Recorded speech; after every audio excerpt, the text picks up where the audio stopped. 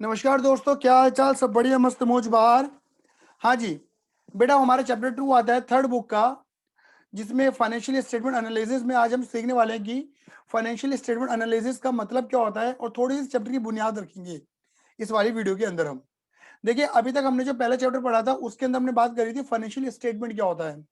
Financial statement हमने statement of PNL और balance sheet के बारे में बात करी थी।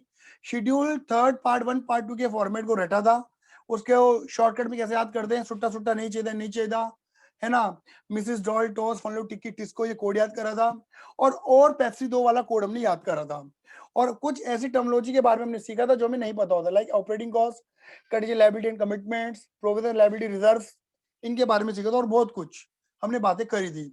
अब हम बात करेंगे फाइनेंशियल स्टेटमेंट एनालिसिस, यानी कि जो हमने फाइनेंशियल स्टेटमेंट बनाई है, यानी कि जो हमने statement of PNL, balance sheet, notes account जो हमने बनाए हैं, इनको एनालाइज करने के बारे में सीखेंगे।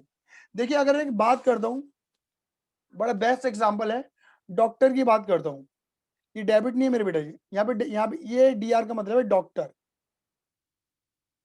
अगर मैं एक डॉक्टर की बात करता हूं, तो ऑब्वियस बात है, जब तुम डॉक्टर के पास जाते हो तो, और अगर तुम्हें कोई बीमारी है, तो वो सर्दी है, खांसी है, जुकाम है, भैया प्लीज सर्दी खांसी जुकाम की बात मत करो, हमको तो डर लगने लगा है, 2021 पहले आ रहा है, ठीक है ना। तो बेटा ऐसा है, जब तुम डॉक्टर के पास जाते हो और तुम्हें कुछ भी बीमारी, सर्दी खांसी जुकाम वट एवर सो, डॉक्टर को पता तो नहीं होता तुम्हें क्या हो रहा है, बट डॉक्टर क्या करता है, तुम्हारी बॉडी के बारे में एनालाइज करता है। क्या करता है? तुम्हारी बॉडी को एनालाइज करता है। बोलो हाँ या ना। जैसे मैंने रेशियो के अंदर भी इस बात बताई थी, वो तुम्हारी बॉडी एनालाइज करता है, मतलब तुम्हारी नर्व्स चेक करेगा, हार्ट बीट चेक करेगा, हाँ या ना। और ऑब्वियस सी बात है, मे भी हो सकता है थर्मामीटर के थ्रू तुम्हारा बुखार वगैरह भी चेक करे, वॉट एवर, उसके अपने इंस्ट्रूमेंट्स वगैरह होते हैं। क्लियर है? और अगर जरूरत पड़ती है तो बाहर से भी एक्सरे वगैरह कराने के लिए फर्दर इंस्ट्रूमेंट्स को वो करेगा, जैसे ईसीजी वगैरह, ब्ला ब्ला ब्ला, ब्लड टेस्ट वगैरह, बहुत कुछ होता है ना। वो ड्रामे इन चीजों में भी। तो कुल मिला के चीजें क्यों की जाती हैं, जिससे एक्चुअल में तुम्हारी बीमारी पकड़ी जा सके, तुम्हें दिक्कत कहां पर वो पकड़ा जा सके, वो एनालिस से पता लगता है। बोलो हाँ या ना। तो मेरे बेटा, जर्नल लेजर, ट्रायल बैलेंस और final account that is financial statement बनाने के बाद जो एडवांस अकाउंटिंग की शुरुआत होती है, उस एडवांस अकाउंटिंग का इनाम कहलाता है एनालिसिस। मतलब तुमने जो कर दिया पूरे साल, profit loss income expense, asset liability वगैरह जो भी ड्रामा कर दिया, उसको एनालाइज करो। क्या अच्छा है, क्या बुरा है, क्या गंदा है, क्या भला है, ठीक है ना। कहाँ पे बहुत अच्छे रहे, कहाँ पे बहुत बुरे रहे, इन चीजों को एनालाइज करो और बुरे को सही करो, अच्छे को और अच्छा करो। यही है फाइनेंशियल स्टेटमेंट एनालिसिस, यानी कि जो तुमने तुम्हारे कर्म कर दिए, अपने कर्मों को एनालाइज करना, परखना क्या तुम सही थे या तुम गलत थे। अगर गलत थे तो उसको सही करो, फ्यूचर में वो गलती रिपीट मत करना, और सही थे तो और सही करो।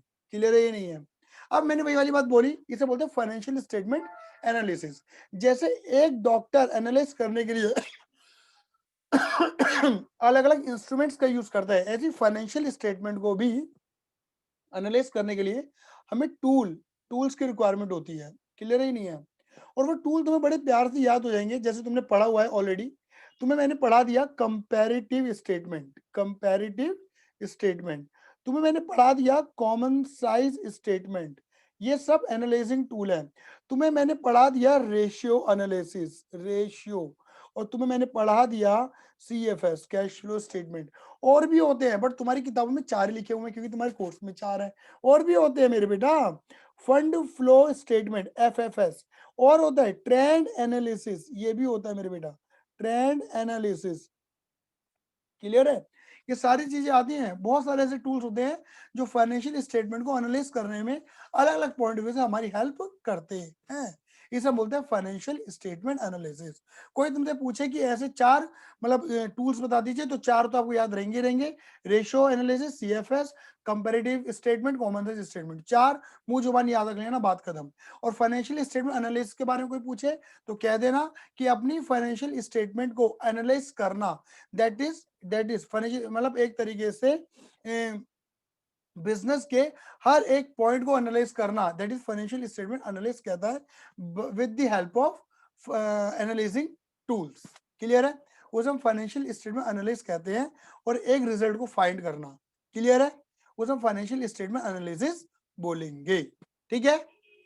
बोलो आया नहीं आया? यस सर आ गया। Yes sir. चलिए यस सर। अगली बात अगली वीडियो में।